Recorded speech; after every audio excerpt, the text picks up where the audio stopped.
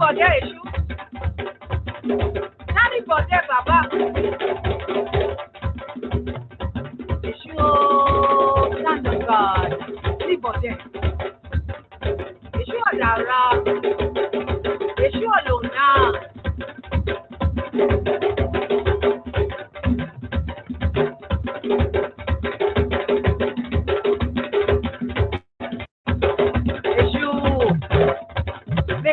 Issue. Great messenger. It's a been for issue. Baba wa. Baba mi. Issue. Why issue? Why issue?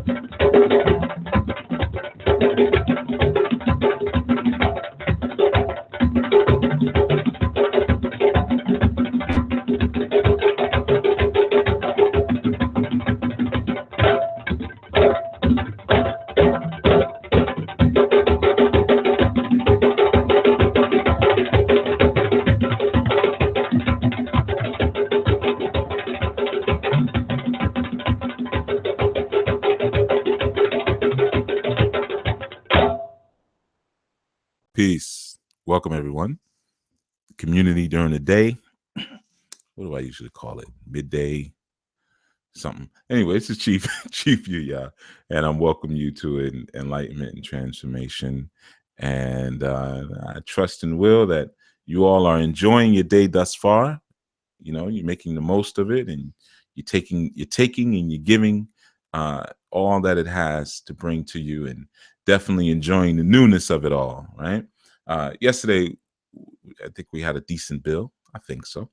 We were talking about change and essentially some of the formulas that are necessary or the components that are necessary in the formula to move beyond our contextual resistance in order to bring about deliberate change in our lives and, you know, in our waking movements and waking lives. I'm gonna give everyone a call in real quick so I can get all that out of the way.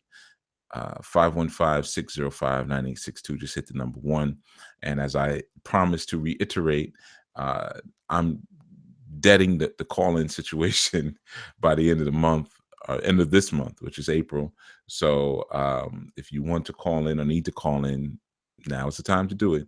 I will be bringing it back later, but not via the Blog Talk platform.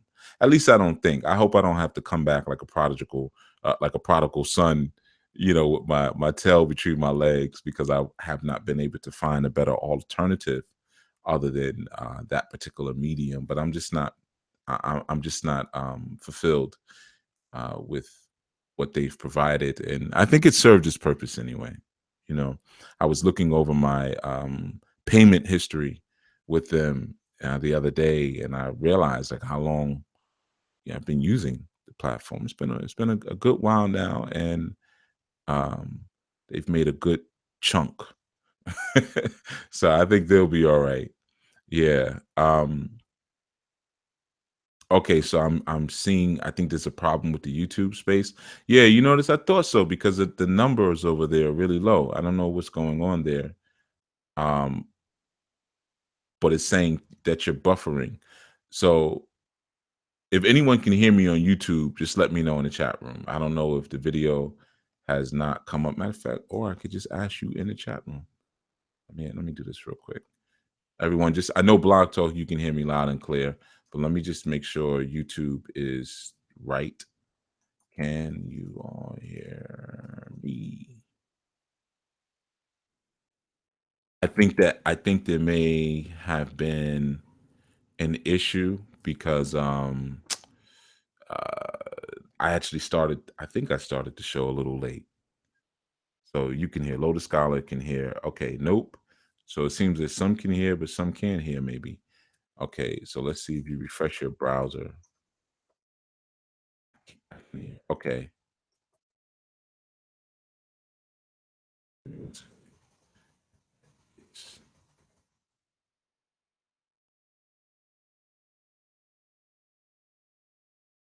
So some people are stuck in buffering mode.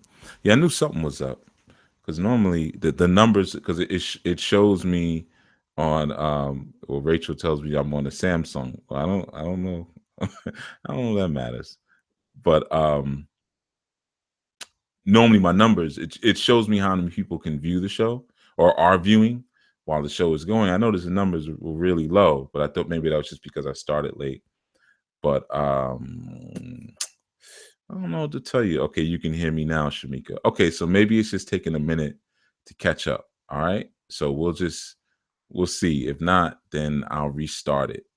If the YouTube thing is still having an issue. But usually you could refresh your buffer. I mean refresh your browser and that should help. All right. So we'll see what happens. I'm gonna keep talking because I think even though it may say buffer on your end, if later when you come back, it will, the entire segment will be there. All right. But that's probably because I started late. Maybe that threw something out of whack, probably a YouTube thing.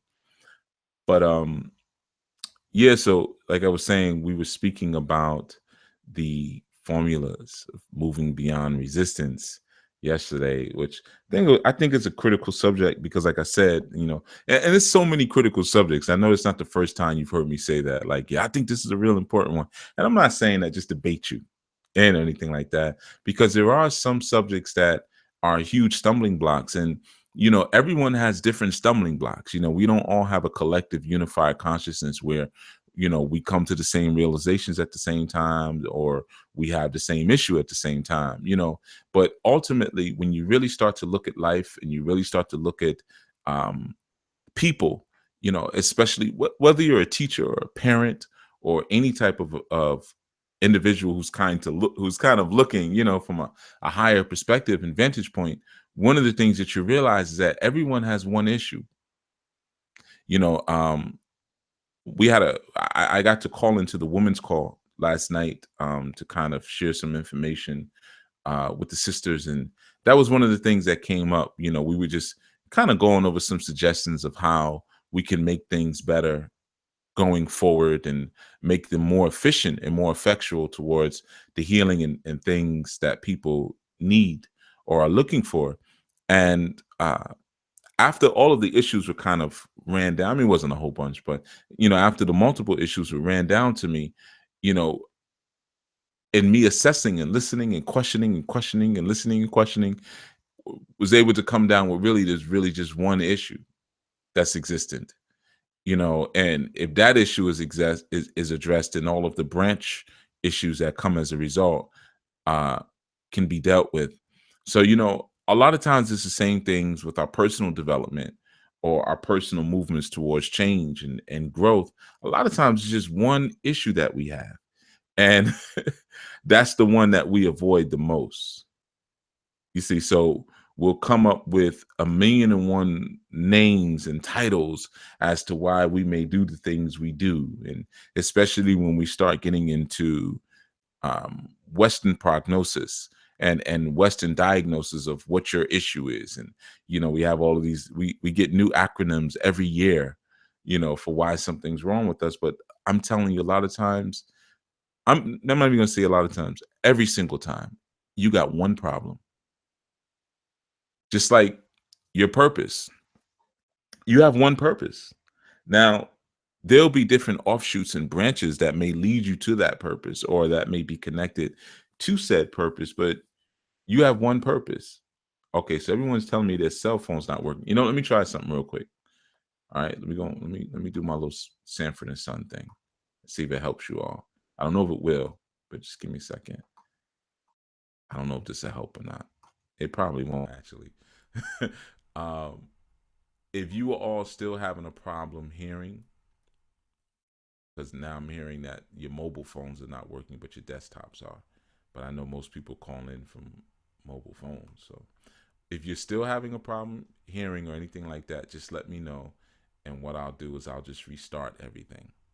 All right. That should help. Or at least fix it or something. All right.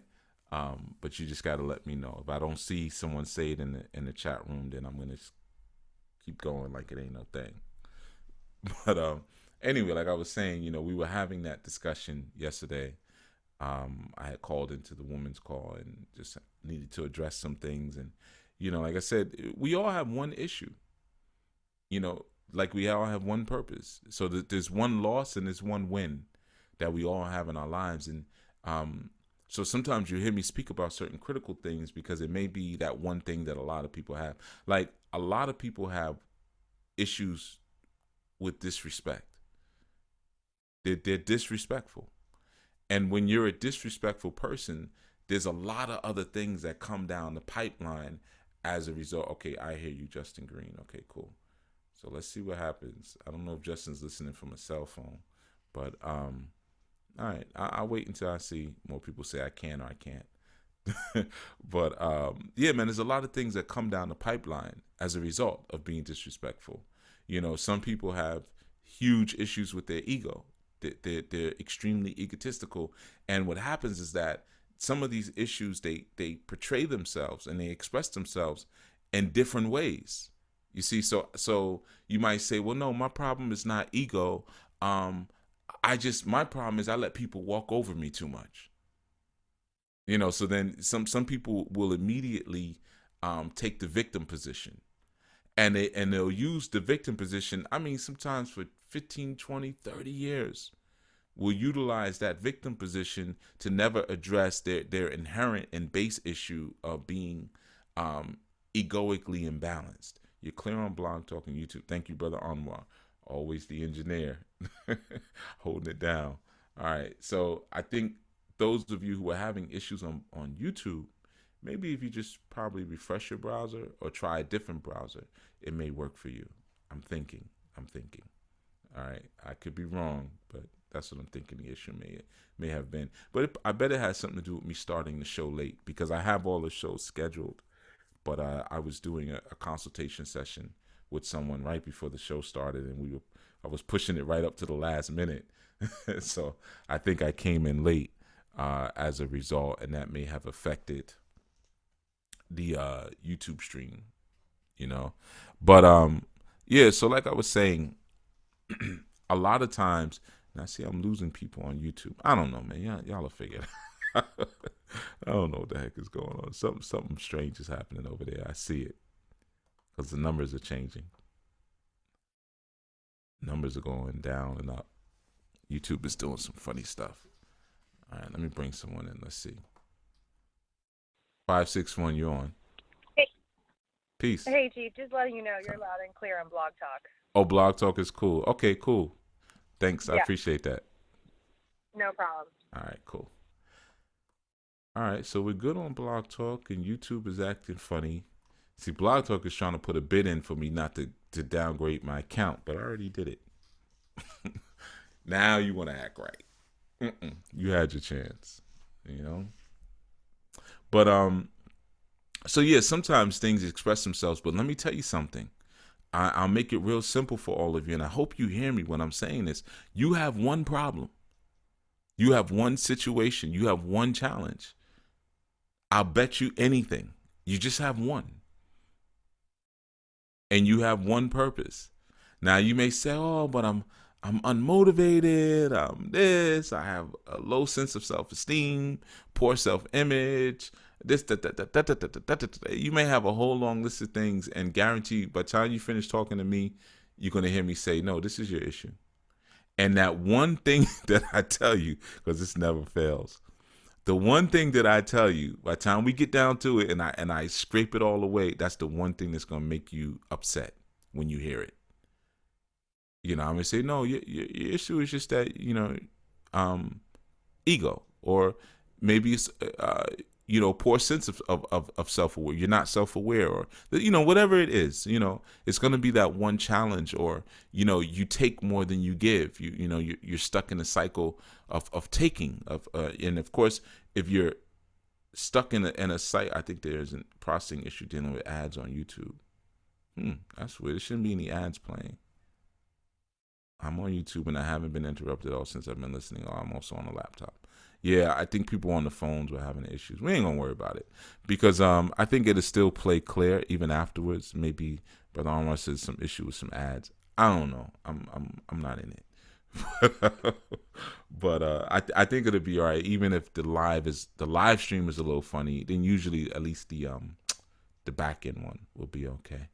And if it's still that bad, if it's intolerable, whatever it's doing, then just jump over to Blog Talk. And let me do something. Well, actually, I already did it for the buffer issues, so I can't do too much more from my side on that. I did what I could do, and I ain't doing no more. Let me try this. I'm gonna lower the quality on my side, and if I lower the quality, that may help your buffer issues that you guys are having. But so yeah, one issue. So you got one loss, you got one win. It's real simple. All right. It's just like, when you stretch yourself to your limits, when we talk about, alpha best versus beta versus even gamma in terms of personality types, when you look at an alpha, for instance, this is a person who extends to the very reaches and the very limits and boundaries of what they are and what they represent in their character in the community. That's what an alpha is, whatever that character is. So you could be the alpha dork. You could be the alpha clown. You could be the alpha chef. You can be the alpha berry gatherer. But if that's your character, that's what you came to be. You're extending, the very limits and boundaries of what you came to be. That's what the alpha is. It's not just that you're big and mean and you're tough and everybody's afraid of you. If that's not what your community dictates. A lot of times we look at the gorilla, the primate community to get understandings of what alpha energy is. But if you know anything about gorillas, they're actually very gentle. They're violent, of course, but they can be very gentle. So even in terms of their alpha status, the alpha gorilla tends to rule through decorum and grace, through subtle cues. It's not that they just jump up, pound their chest, and it's not like Planet of the Apes, man. Caesar's home, Caesar. It's not like that, man. They come and they just start beating up and jumping on one of the other little apes, and then they say, "Oh, now I'm the alpha." It doesn't work like that.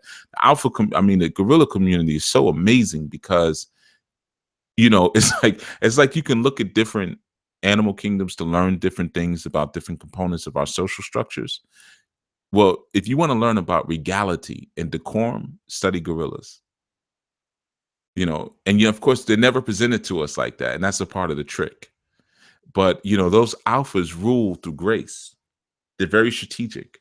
They're not as brutish as media, cartoons, or even maybe the Nature Channel would have you to believe. Everything is not mortal or life or death. They learn to lead through cues, and even the betas learn to accept their role through subtle cues by putting their head down at certain times or moving into certain spaces and things like that to make it clear, like, I'm recognizing that you've established something here. That you've already established a domain here, and I'm not trying to infringe upon your domain, you see. But it's through subtle, very regal cues that gorillas do this. So, but anyway, we're just speaking here about, how one can stretch the limits, the very limits of what they are. And when you begin to get to that, things become very focused. You find yourself even like, and that's why strenuous activity becomes such a beautiful tool for meditation. I often tell people that, I know some people have trouble sitting still to meditate. You don't always have to do that. You can move and meditate too. It's just as valid. You still can be a part of the meditation club if you have trouble sitting still. You can meditate and exercise. Some people meditate very well in the shower. But movement or pushing yourself to your limits. You may do a lot of push-ups, or you run or do cardio, and you find that your mind becomes very, very clear in that moment because you see thinking. You come into that space like you're a child again. Things feel new because you push yourself to a new place. Well, that's one of the key formulas of change in that sense, is having that ability or that desire to move yourself into a new place. And sometimes that requires that discomfort of accepting the myopic idea that there's one thing wrong with me. And you find that when you say that there's one thing wrong with you, it feels very big, because it almost feels like it's a god. Like let's say if I said, okay, the one thing wrong with me is that I'm disrespectful. Disrespect is my one issue which causes all the problems in my life. Now, in many senses, when you begin to define the actual issue, it takes on a quality where you now have something to confront. But as long as we tap around it and we play around it, it maintains its mysticism. Well, we'll speak about the symptoms. Well, I tend to curse people out. Well, I tend to be selfish. Well, I tend to cut people off when they speak. Well, I tend not to listen to people. We could just go through all of the different symptoms of a disrespectful person. I tend to be, I overstep boundaries a lot. I'm a perpetual line stepper, so forth and so on. And then if someone says, well, why do you think you're that way? What are we going to say? I don't know. Right? That's the Lord. The God is a mysterious God, and his ways are mysterious and unknown to man. I don't know. I could never know, but you can know.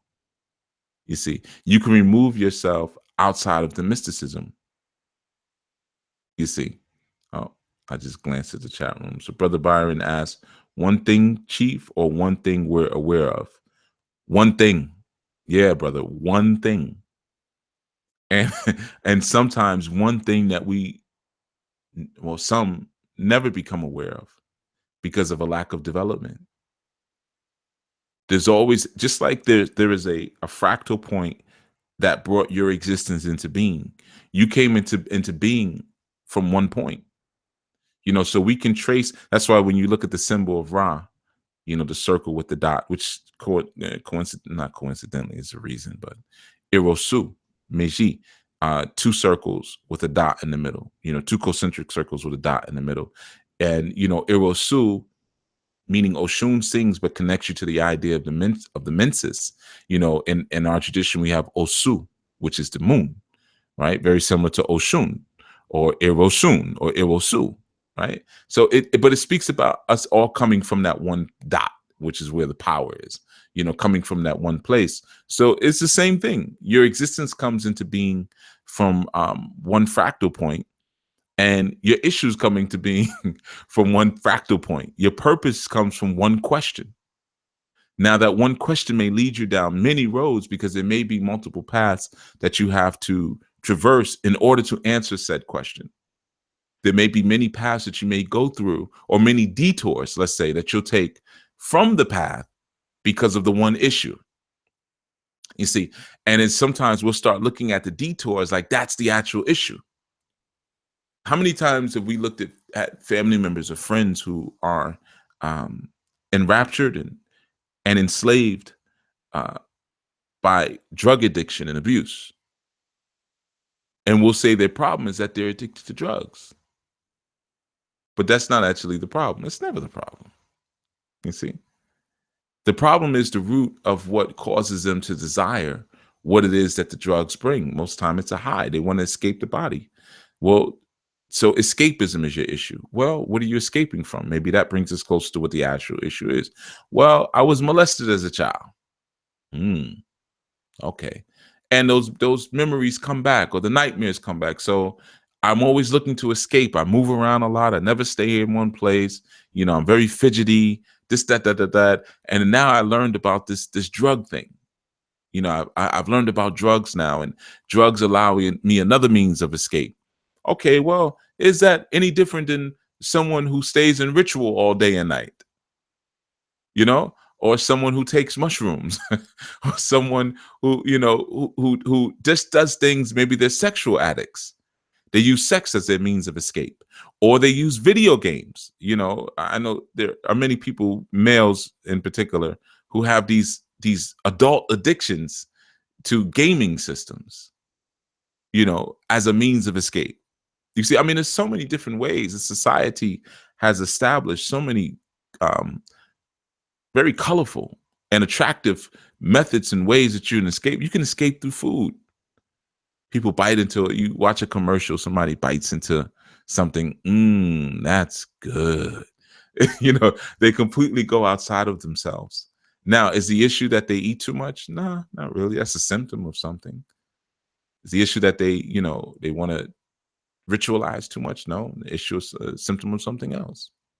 So ultimately, when you get down to it, there's going to be one issue. Just like ultimately, when you get down to it, it's going to be one purpose. Because remember, the further we go away from our divine essence, the further we go into the land of duality. And duality is really the land of multiplicity. You know, you have because after duality is triplicity, then quadplicity, then pentaplicity. It just keeps going and going until we just say, okay, it's multiplicity, right? But ultimately, the multiples and the complexity of the multiples become more apparent because we've gone further and further away from our source. We've come further and further away from Olodumare. And then once we come right out of Olodumare, what do we step into? Rumila, Obatala, Duduwa. Triplicity right there. Then once we come outside of that triplicity, what do we have? Oya, Ogun, Shango, Yemonja, Nanan Buklu. We just keep going. And then we go further down, further down, further down, further down.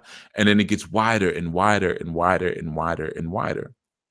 So then we'll look at all of these different paths of saying, well, my purpose is it's to serve people, right? Okay. But then when we go a little bit beyond that and we go beyond the human consciousness, we'll say, well, my purpose is to serve the spirit world. Okay. That's still pretty vast. Then we might go a bit further beyond that and we say, well, my purpose is to serve the land of souls. Now, the land of souls, in our tradition, that's the land of the Egungun. We call it the land of souls. Okay. So, which exists beyond the Orisha realm. So we'll say, okay, well, my purpose is to serve the land of souls. Yeah, okay, well, maybe it's a little bit something more of that.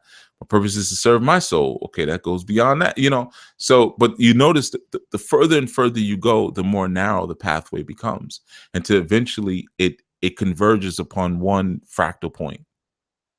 Now, that's inherent and indicative of how one's purpose unfolds, how it falls and it falls into complexity. And as we rise, it becomes much simpler. Some people, who have transitioned are only known by a sentence, or own, maybe not even that much by, you think of the most honorable Elijah Muhammad. Many of us say we think of one phrase, do for self. It's pretty simple. And he taught a lot, wrote us books, started a whole organization, a whole nation, in fact. But do for self, because that's what it was all about at the end of the day, right? That's what he was telling us to do. Do for yourself. Think for yourself. Eat to live, but do for self. El Hajj Malik El Shabazz, Malcolm X, by any means necessary. Now, I'm not saying that these are the defining statements per se of these individuals, but if you notice that the closer you get into the divinity of them, you'll find that there are those one or two statements that you say, okay, this is what we needed from you. This is what it is. This is what it comes down to, in some senses. Well, it's the same thing for us when we're moving and working towards change. Sometimes we tend to overcomplicate our path because we don't realize we're moving to one point, to one designation, to one fractal. And it's not the same for everyone. See, I know everyone wants that great panacea, that great cure, where I say, listen, this is the problem with everyone in the world. Boom. If you listen to a lot of quote unquote spiritual teachers, they will tell you that. What is the problem? Hate. There's too much hate in the world and not enough love. Well, that's not everyone's issue. That there's too much hate and not enough love. You see, some people have other issues, Then some will say, well, I don't know what's another big one. People are too obsessed on the material, and they don't spend enough time um, in church or spiritizing. They spend too much time materializing. So that's the problem with the world. People are too focused on the physical. Not everybody. Maybe some people's issue. So what you begin to find is that it's not cookie cutter in terms of your healing, and it's not cookie cutter uh, in terms of moving towards purpose. Each of us has our own point, but ultimately, I guarantee you, I wouldn't lie to you, it's one thing. It's one thing that's wrong with you. And sometimes we spend a lot of time focused on the symptoms. It's funny, I was listening to something this dawning, and it was a woman who, well, it was a group of women. They were interviewing several women, and they were speaking about how difficult it is to find a good man, and especially they were all mothers. So one had two of them had two children. One had, I think, one daughter, something like that. And she was speaking about how a lot of times she has met a lot of bad boys and things like that, and is having trouble finding someone who loves children and understands that it's a package deal. And the one who was doing the most talking, she was 29, um, and she was saying, at 29, it's difficult to find this, that, that. I'm sure many of you have heard this story before. And as I'm listening, me, I'm saying, well, you're talking about all these problems you've had with all these guys, and it's the same kind of issue. You keep saying I'm running into bad boys. Um, but at no point did she take any ownership and say that um the common denominator in all of this is me. Not necessarily everybody else, but I'm the common denominator. So maybe there's something in my nature, or there's something in my attitude, or in the way that I'm presenting myself to the world, that needs to be affected and changed. And none of them did that. Actually, none of them took any kind of ownership whatsoever, which was very interesting. you know um no ownership, even over the idea of that. I have all these children, and I'm not married, and those relationships previously didn't work out, and maybe they didn't work out for some of the same reasons that these new ones that I'm trying to find are not working out. And as I'm listening and I'm saying, well, you're kind of telling on yourself. She was like, yeah, because when I was younger, I was into the bad boy thing. So when you were younger, you were into, you know, guys that you shouldn't have been into, basically. And that didn't work out for you. So now all of the guys that you ignored for the bad boys, you want them now to come and take care of you and somebody else's children, but your time has passed for that. And you don't want to deal with the whole reason why you wanted to be with the bad boys to begin with, who probably coincidentally is probably who they also had children with. But what is a bad boy going to do after you have children with him? He's going to be bad. He's not going to do something good. you know so I was just kind of looking at that, and like I said, it was interesting because I'm watching, and I'm just saying, I'm just going to keep watching. I'm going to wait and see if somebody at any point takes any kind of ownership. And of course, no one did. And it was funny because at the end they showed like a little film of one of the main one who was talking, of her going out on a date. They hooked her up on a date, basically, this show. And the guy was like, I think it's great that she has children, and she's obviously a very strong woman. She's got a full plate, and I'm surprised she even has time to date, with all the things she has going on. And I'm listening, I'm saying, okay, they obviously hired this guy, and I'm pretty sure he wasn't heterosexual either, which made it even funnier as I'm watching it. I'm like, who this is how much some of these media outlets, how little respect they have for women. To think that, and I'm sure some have fallen for it, which is sad, but to think that they would be so dumb to fall for this, you know, um, like, as I said, I'm looking at him, I can tell, like, he's not heterosexual. It's very obvious he's not heterosexual. And he's talking about how great it is that she's a single mother. And I would love to be with a single mother, because I mean, she's just dynamic. She's awesome. I'm like, okay. But ultimately, underneath it all, there's one issue that lies there. You see, that we're so afraid to address it. And when we look, like, when I presented again, it's just some of the basic formulas for change yesterday. Um, One of the things that we have to have, of course, is that level, that measure of dissatisfaction, and not just dissatisfaction with our contextual circumstances, but the dissatisfaction sometimes with the monotony of our misery. And sometimes that's a hard one to come to, because change represents, things that are new. You want something to be different, that you want them to be newer, right? Well, here's a very simple formula. You cannot bring newness into your life if you don't do new things. It's impossible. We spoke about the aspect of karma recently, and I told you that karma is just actions. So if my actions are cyclical and I'm doing the same exact things that I've always done, nothing new is going to happen. Now, we already, you hear that definition of insanity so often, doing the same things, expecting different results. Well, change works the same exact way. So I'm doing all of these things, and I've lost my zeal. I've lost my enthusiasm for life. I've lost my ability to see newness in the world, because that's all change. That's what change really is. In all honesty, it's your ability to see newness in the world, because things are changing all the time. Now you make a determination as to which ones you're going to appreciate, and that will determine if you've brought change into your life. The seasons are always moving along. So, you have leaves falling, you have new grass growing. You can ignore it, or you can appreciate it and value it. See, that's the beauty of when you're dealing with indigenous sciences and you're invested in a spiritual base, or excuse me, a nature-based system. You really appreciate that water. And I know, for those of you who have gotten into these sciences, I know there's not a time you walk by a waterfall or a body of water that you don't have a different kind of thought that you didn't have before you learned about Oshun. Or even a train, walking by a train yard, or you might be out at an event and there's a fire pit, or at a campfire.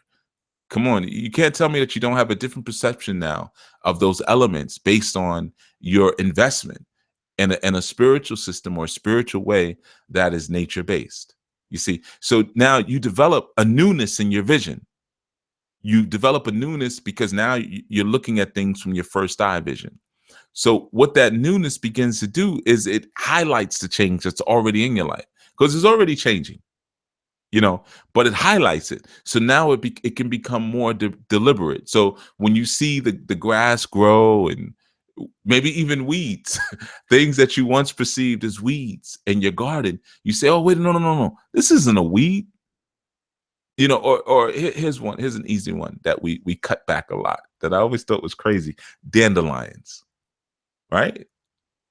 We put down dandelion suppressant in our yards, and we try to make sure that the seeds don't spread around, and we consider dandelions to be a weed, which was always very funny to me because it's so pretty.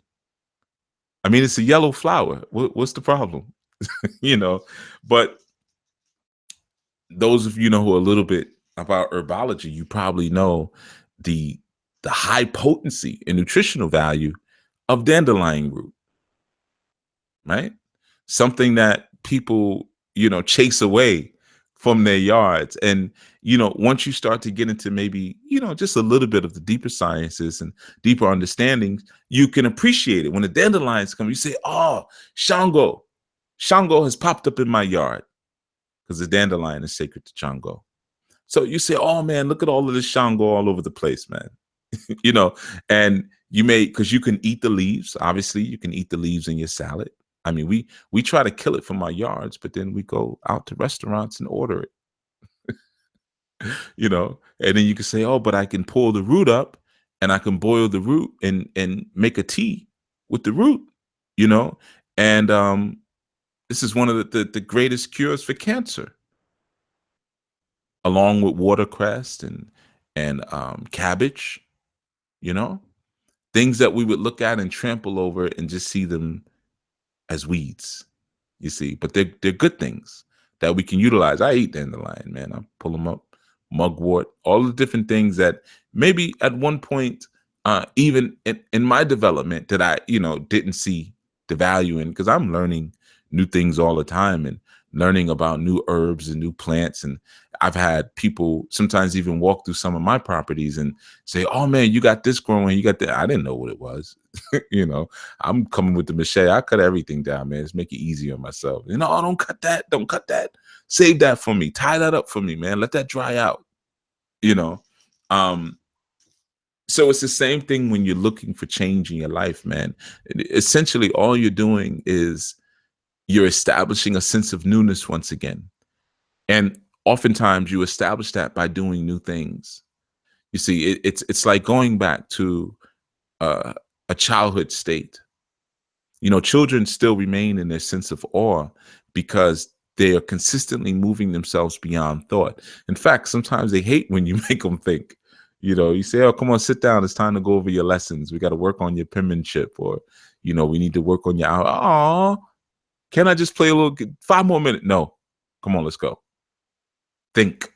It's time for you to think." You see, and sometimes by thinking too much, we tend to put a crustacean on things that could have been new. Someone will say, "Hey, listen, I'm going to show you a new ritual, a new way to abase yourself in front of your shrines." And when you learn how to do this, you learn how to connect with this energy of this pot a little bit more. And then the thinking will say, "Well, do I want to connect with the pot or the spirit inside of the pot?" I don't like the way the person just said that. They said that wrong, and this and that and that and that and that. And we take away, that's where the jadedness comes in. We take away the newness and the beauty of what could be. You see, so then as a result, there's no change. In order to affect change in your life, you have to establish and implement and input new things into your life. You can't get around it. I'm trying to tell you, you cannot get around it. I urge people to play every day. When you play, you find out new things. Sometimes as you get older, you find out, like, I can't do that. I had a little trouble getting back up, or I ripped my underwear. Okay, learn something new, or whatever it is. But it's a lot of times through that play, you learn new things. And as we grow older, often we lose our sense of play. We replace our sense of play with overanalyzation. And through overanalyzation, we kill our opportunities for new things. You see, so that means you're killing your opportunity for change. You remember, the formulas are pretty complete. You have to take first steps. If you look in the Anu ministry packet, there's a video in there by Brother Zach, and he says something. He says, "How do you eat an elephant one bite at a time?" And that's a proverb very similar to, the journey of 1,000 miles begins with one step. So that's a very necessary component in change. You have to make some steps to move into a direction. Pacing and planning is fine. I always say that pacing and planning is key, but you have to be willing to make some steps. I want change in my life. Okay, are you willing to make any steps towards anything that is different or new in your life as it currently stands? "No, because every time I do that, this is what happens." Or, "No, because that's usually what comes next. And that's because there's a lack of vision. You see, there's a lack of vision. Um, so people start to get locked into these ideas of fatalism, which I think I'll talk about a little bit more tomorrow, because I think it's important. I was going to speak about it a little bit today, but I'm going to split it up a little bit. But I meet a lot of people in this work. Maybe perhaps the idea of fatalism or the spirit of fatalism is inherent in certain segments of the thought community, or the philosophical community, or like we call the conscious community, which often it's just, we could call it, the conscious community can be a philosophical community, because usually it's just revolves around information and how much people love information. But I find that fatalism is key because people have resigned themselves to the predetermination of future events. And that's essentially what fatalism is. Like, this is what my fate is. It's going to be this. No matter what I do, this is going to be the outcome. So when you start to introduce new things to them, and I'm laughing because sometimes it's almost laughable, because I've had that happen. Man, it was recently. I can't remember who was saying it, which is probably good because I might slip and say the person's name. But someone was going through something, and this was a person who didn't know much, very young too. And they were quoting things incorrectly from various traditions. And they were saying, I tried this, I tried that. And I said, wait a minute, have you looked at this and looked at that? And they said, listen, I've already studied everything you're talking about. They said, I already have, what they said was, I've researched everything that you're talking about, that you've researched. And, I said, okay. But I said, but the basic tenets of some of these things, when I'm asking you questions about them, you're telling me you don't know the answer. So how could we have studied the same things if I do know the answer? And if you have researched them and they've come up previously in your past, and you can't answer basic questions, then is it fair to say that maybe you really didn't study them? And the person was so determined that their fate was supposed to be an unpleasant one, that they couldn't imagine that perhaps it was possible that maybe someone knew a little bit more about something that they did, and maybe that the new data that was being introduced was actually new. So their immediate response was always, I already know about that. I already know about that. And I see that so often again in the spiritual communities, when sometimes I'm trying to work with people or teach them, and they're not listening. They're just waiting for me to finish talking so they can talk. And they don't realize that though you may have heard some of these words before, just because you've heard words doesn't mean that somebody else said the same thing to you. I had a student say that once to me, real lazy sucker. And he was having some issues in life with not being able to get a job and this and that. And I pointed out to him, I said, a couple of things. And he said, you sound just like my mother. You're saying everything that my mother said to me. You sound just like my mother. And I said, who at the time, darn near 40 years old, he was living with. And he's always lived with, never had his own place.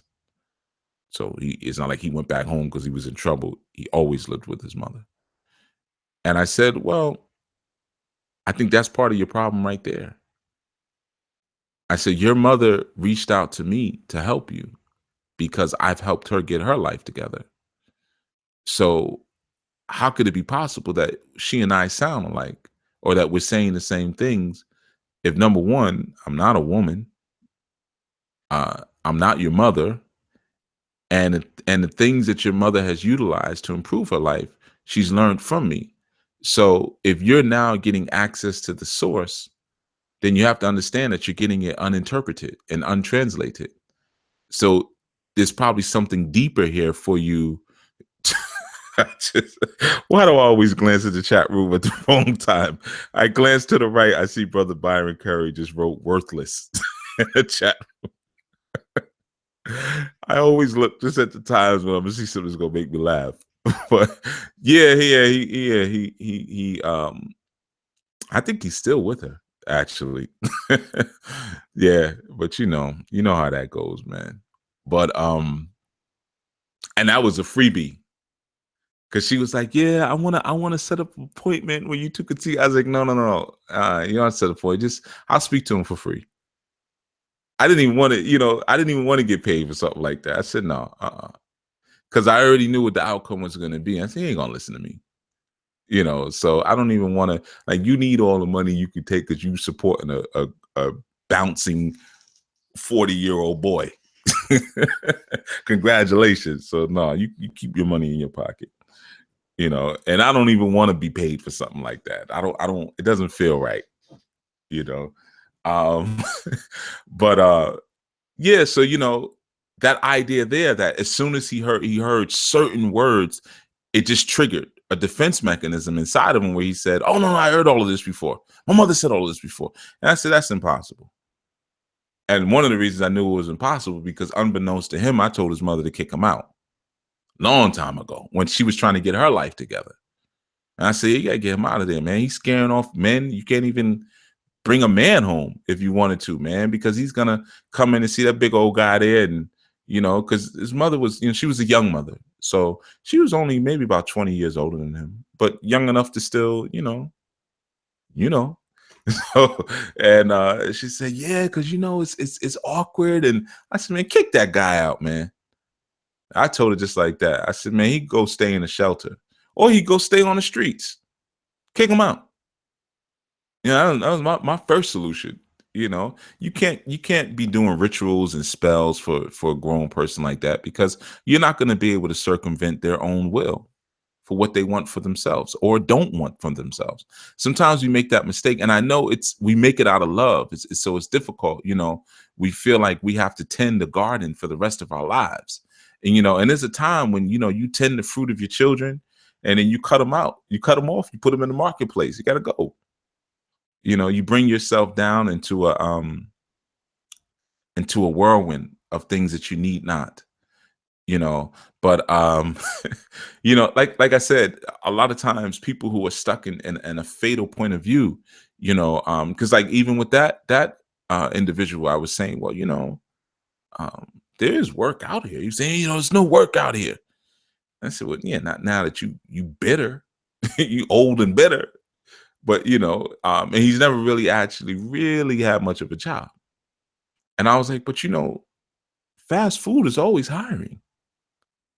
Walmart, chain stores, malls, you can always piece together a couple of gigs and make something happen. And I was like, and you have the cushion right now of being home with your mother. So you could actually go to trucking school. You could actually go I told him, I said, you get certifications that you wouldn't necessarily be able to do if you had a 9-to-5 gig. You could go and get some computer certification, get yourself a little customer service tech support job, man. Yeah, you're not gonna make a whole bunch, but you'll make enough to pay rent. But he wasn't trying to he wasn't trying to hear none of that. He wasn't trying to hear none of that, Sister Michelle says, I know many older women who suffer because they choose their children over themselves. Yeah, but you want to know the main reason why them older women suffer, Sister Michelle, is karma. And that's what I had to tell his mother. It's karma. Don't forget, she raised him. She made him that way. Now I know he's going to say, what about the daddy? Okay, they made him that way. And I had said that to her, when she was talking and complaining about him. I said, don't complain to me about him. I said, this is your doing. You did this. And she did tell me, she said, well, because the father was no longer in the picture, and she had shared with me. I said, well, what's up with the dad? And she said, well, he was real hard on him when he was younger, and I didn't like the way he used to talk to him. I said, oh, there we go. I said, what do you mean hard on him? So I'm digging it. She said, well, he had a real strong military background. He's from the South. And she said, so he used to kind of make him get up real early, and, he would have to clean the house a certain way, and his bed would have to be made a certain way, and this and that and that and that. I said, oh, and she said, and I didn't like that. I just felt like that was too much on him. Mm-hmm. And they had another child. So yeah, the plot thickens, right? I see you, Sequoia. Yeah, the plot thickens. So they had another child, another boy who I met. He was real cool, actually. We linked up because he was in the New York area. So I said, yeah, man, you give him my information. You ever want to, go out and whatever. So he had reached out to me, and it was very interesting. I met him. It was like night and day, and he had left home at a very young age. He had joined the army really young and never came back. And and in talking to him a bit, I realized that basically he was, he wanted to escape.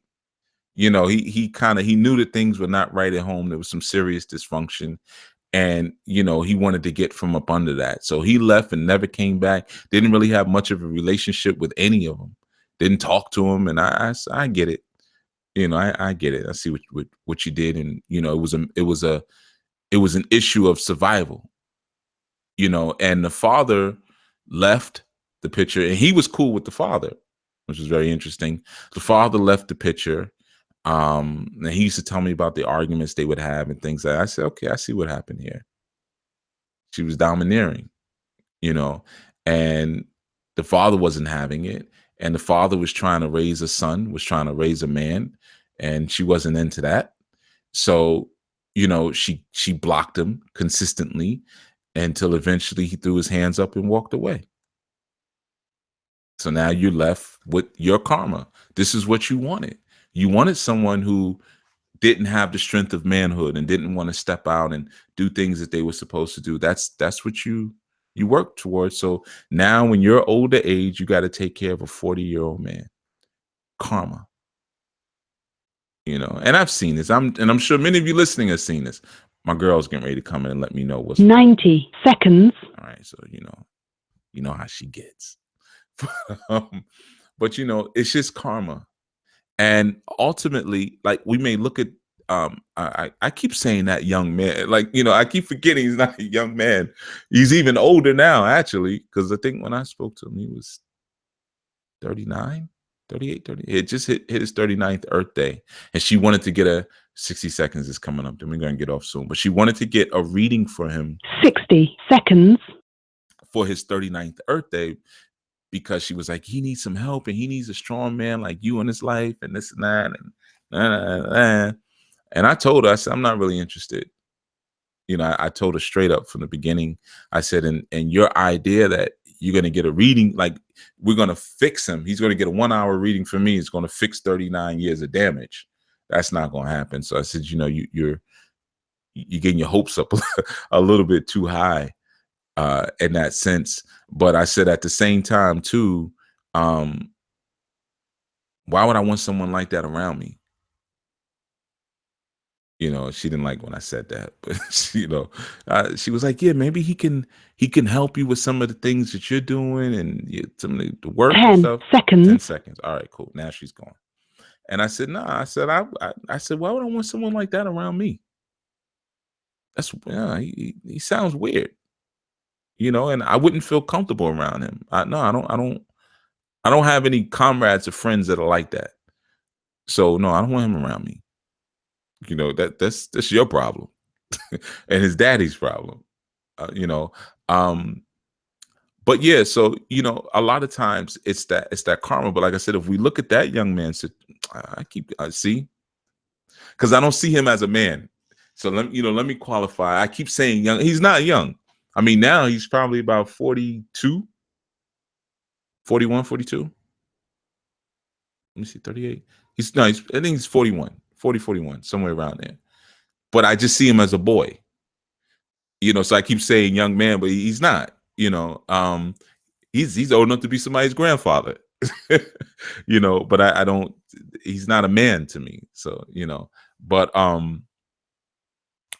but even if we looked at that situation, we may see him as the problem. But essentially, he's not the problem. He's a symptom of a deeper problem. So if we root it, and we go back, we're going to find that there's one issue. It's going to be one issue. And even with this sister, I had spoken to her about it. And I asked her, I said, what was your mother and father's relationship like? When she was talking to me about her son, because I knew, no, this is deeper than this. I said, what is your mother and father's relationship like? And she said, oh, they used to fight like cats and dogs. Oh, interesting. She said, yeah, they fought like cats and dogs, man, and my father, this and that. And, he provided, he was there and everything like that. But they just couldn't get along.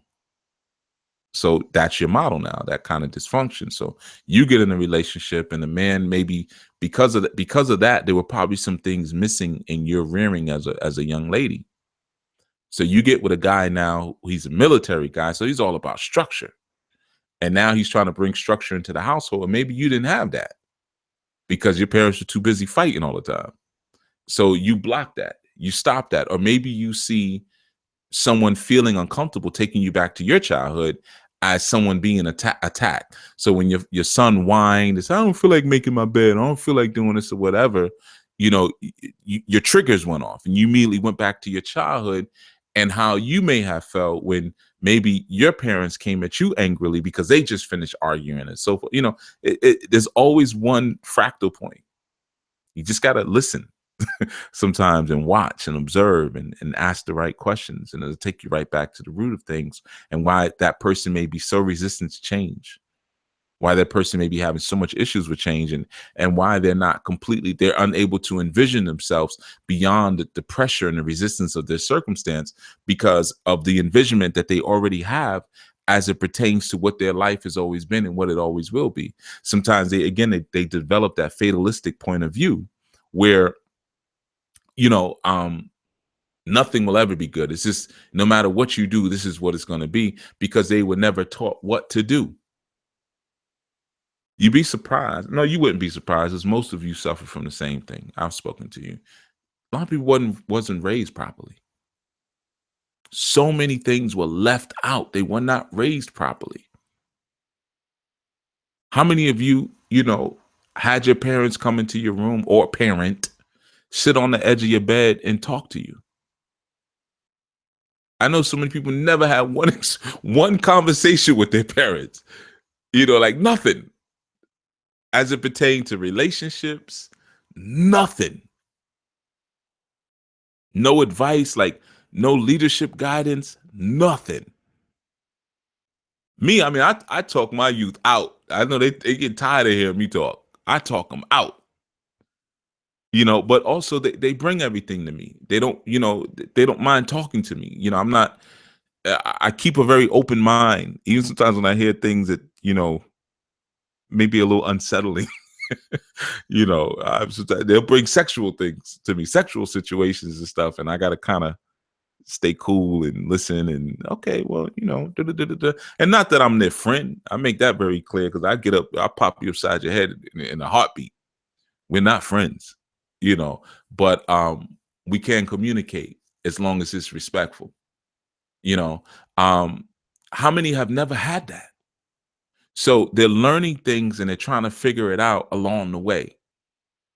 Or maybe they're trying to, like this sister, maybe he's trying to compensate for some of the trauma and the violence that she saw in her life as a young girl.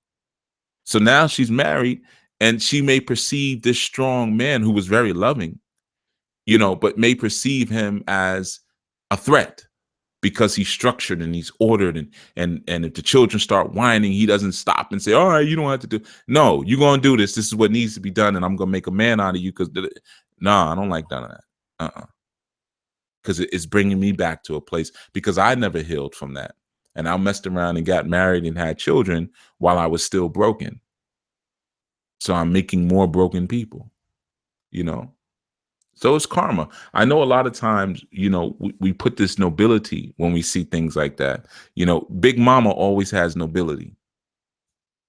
Big Mama taking care of all the grandbabies. That's messed up. Yeah, that's because Big Mama had a bunch of kids who wasn't SHIT. That's why Big Mama's got to take care of all the grandkids now. That's called karma. If she would have handled her business when she was younger, then she would have had a better quality children. They would have been married and she wouldn't have to be taking care of a bunch of grandkids.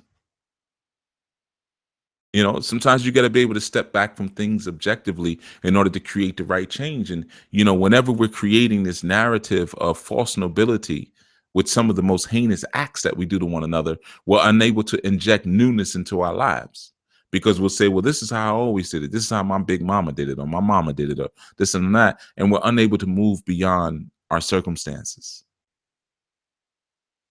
Now, you apply that to anything.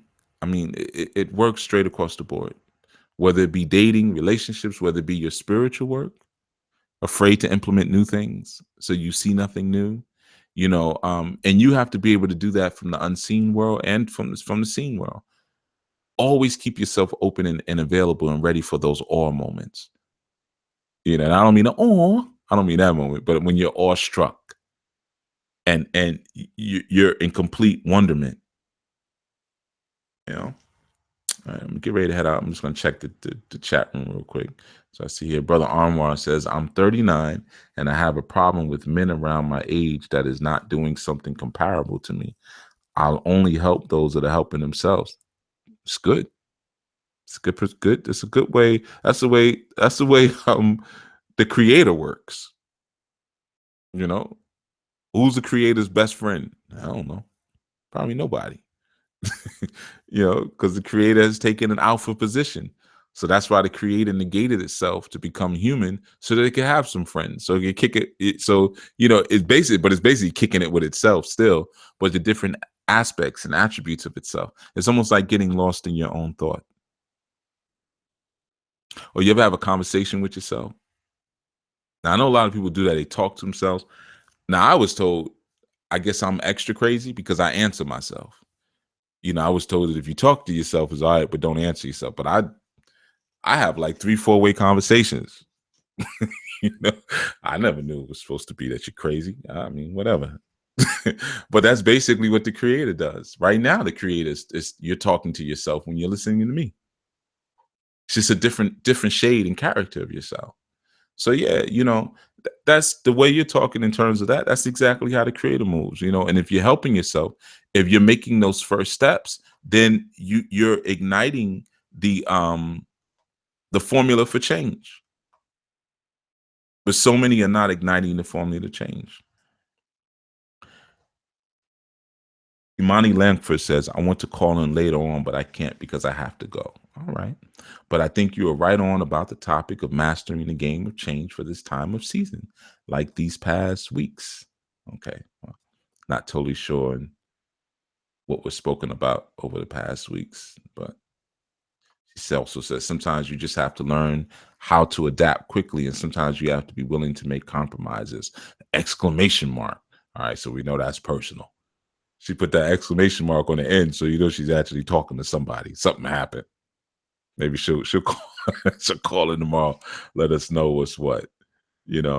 Oh, okay, Brother Byron. See, there's a question. I habitually salute the Orisha when passing bodies of water, traveling on tracks. Excuse me. Past crossroads is similar. Oh, she was asking in the group. Does anyone else do similar? I bet you do. I can't help but not to do it. So I'll say, I'll answer that as well. I know Brother Byron said he had to head out, but I do it. I can't help it. I love doing it. Anytime. But I mean, I salute everything.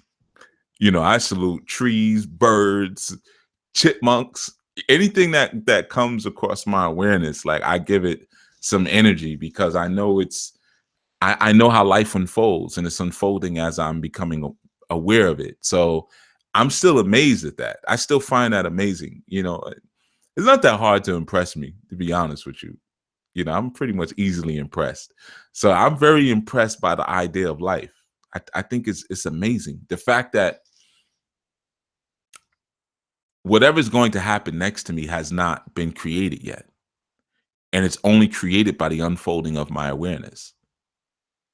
So every single moment is created in the moment.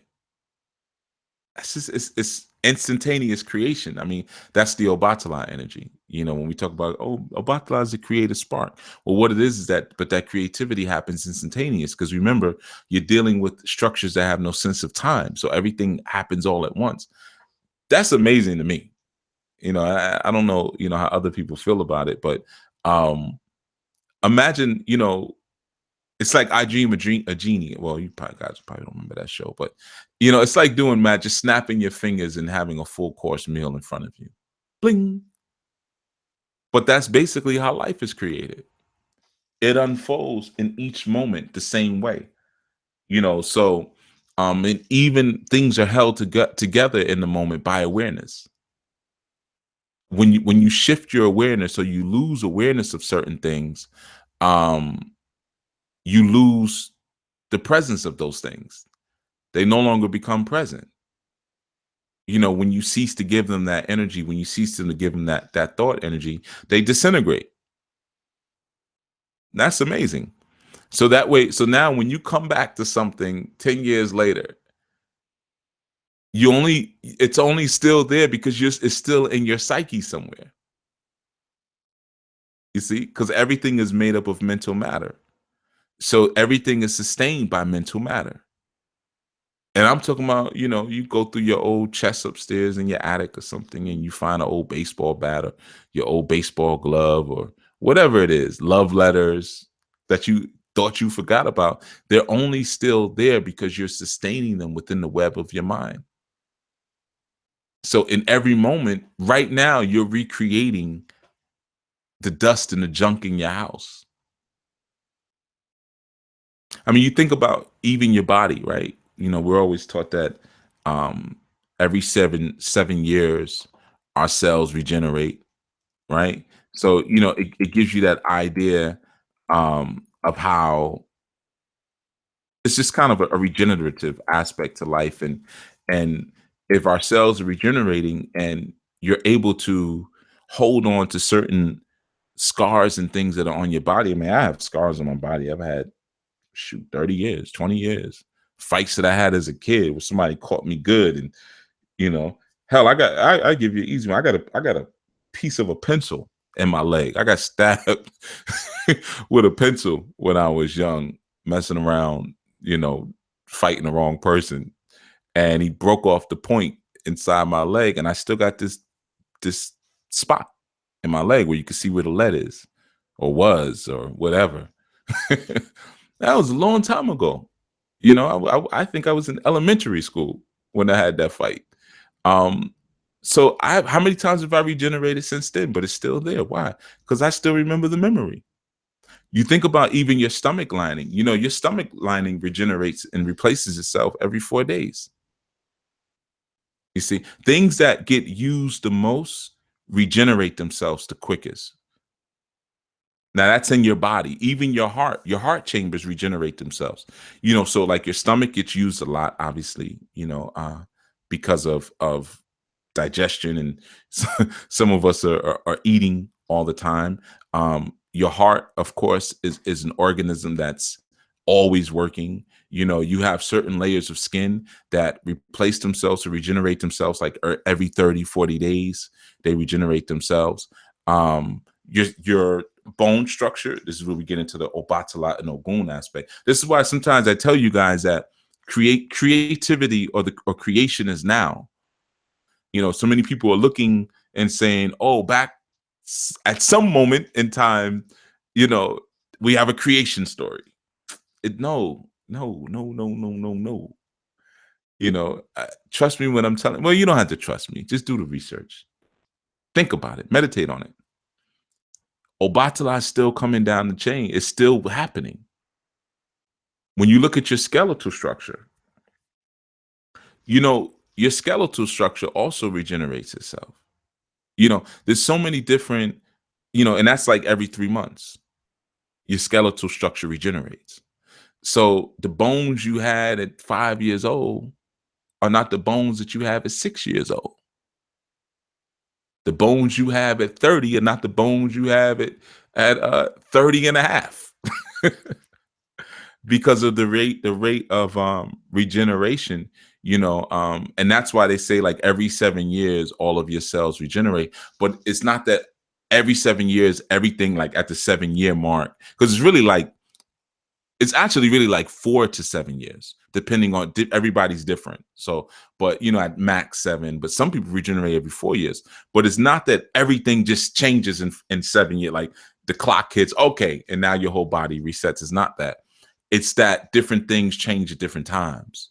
So you have some things that regenerate every 3 months, some things that regenerate every year, some things regenerate every 150 days, so forth and so on. But by the time you get to the 4-year or the 7-year mark, everything would have gone through its full cycle. You see? So if you're holding on to those same old patterns and the same old mental construct, then you regenerate with the same issues.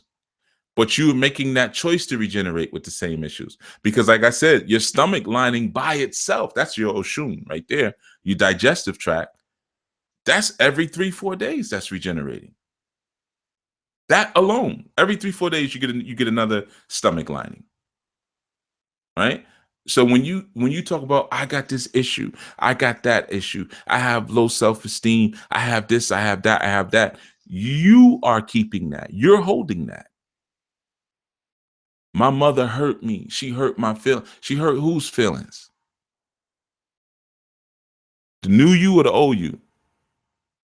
Because if she hurt your feelings 7 years ago, that was somebody else she hurt. So you're deciding to maintain, just like I'm maintaining this mark. I mean, that lead probably ain't even in my leg. It can't be. Even when I'm feeling my leg right now, I don't feel anything in there.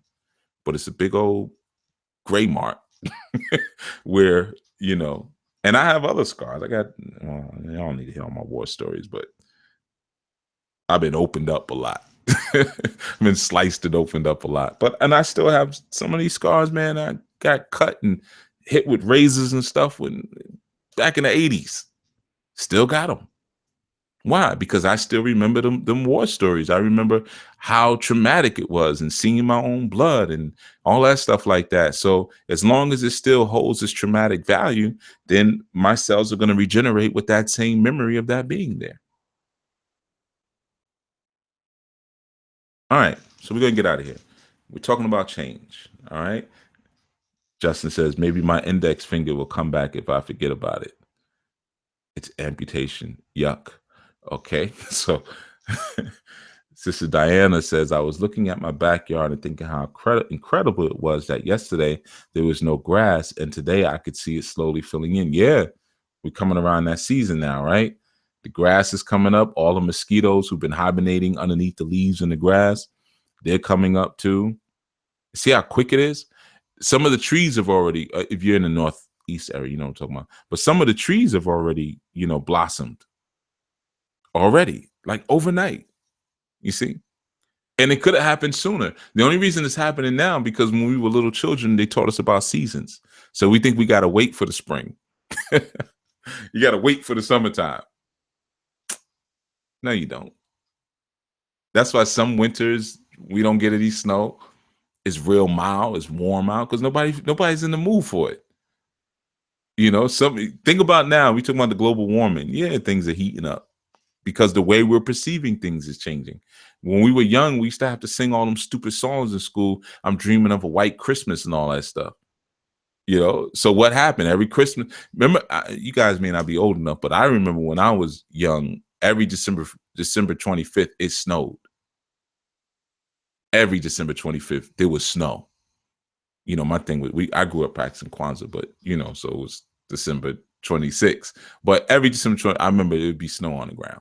That's how you knew it was Christmas. Now, dudes be outside with shorts on and on unicycles, juggling. Somebody coming right in front of my house with a unicycle and juggling some balls with some shorts on December 25th. It'd be hot out. Satan pulls up in a Corvette, blasting music. It'd be hot. So, that's the thing, man. Sometimes we don't realize the power of the unfolding creation that we have. We're determining what the change is going to be or not going to be. And there's that power of regeneration that we ignore. Because remember, I'm giving you all the examples of what regenerates inside the body, but the body is an external projection of what's happening in the spirit. The spirit regenerates and the body regenerates. If it doesn't, then it regenerates or it generates again the same malady, the same issue, the same scars. Because that's what you want. You want those same scars. You don't want this change. You get in a new relationship, which could be a regeneration of something new. It's the same exact relationship. Why? Because you haven't changed. You still have this fatalistic point of view. You haven't changed some of that one sickness that you have inside of you. You're still rude. You're still disrespectful. You're still stingy. You're still inconsiderate. You're still vile. So life is unfolding with the taint and the coloring of that disposition that you have. You're creating the unfolding. Because you could say tomorrow, I want life to unfold and I want this to be. I want this in my life. And sometimes you'll have that split moment in your spiritual work or your prayers where that will happen. And what happens? You ruin it. You ruin it. Good stuff comes into your life, you blow it. Because you had that split moment in your ritual where you connected with those things and like you have that inherent power. I've been speaking about that lately. There is a trickle of authority that's there where you can bring those things into being, but you haven't done the character development, so you blow it, which only fuels your excuses to say, see, that's why there's no point in doing it, because last time I did it, this, that, but it wasn't its fault. It was your fault. All right, we're out of here. Hopefully, I think a lot of people missed this on YouTube, but again, the archive should be cool. And if they're not, I'll put up the audio. You know, I always keep a copy of the audio.